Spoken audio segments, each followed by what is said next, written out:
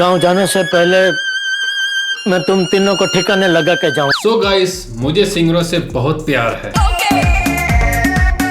और मैं हमेशा बैठकर अतरंगी सतरंगी सिंगर ढूंढता रहता हूँ। आग लगा दी, आग लगा दी, आग लगा दी। ढूंढता रहता हूँ।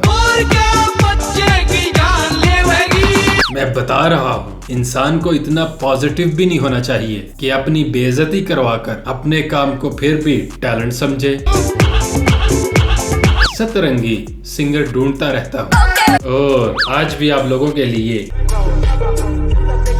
भरपूर माल है। जूते ले ले, संडल ले ले, चूड़ी ले ले, पेंडल ले ले, और के तू मेरे ताऊ की दुकान लेवेगी। तो चलो दोस्तों, मिलकर एंजॉय करते हैं आज के इस प्रोग्राम को।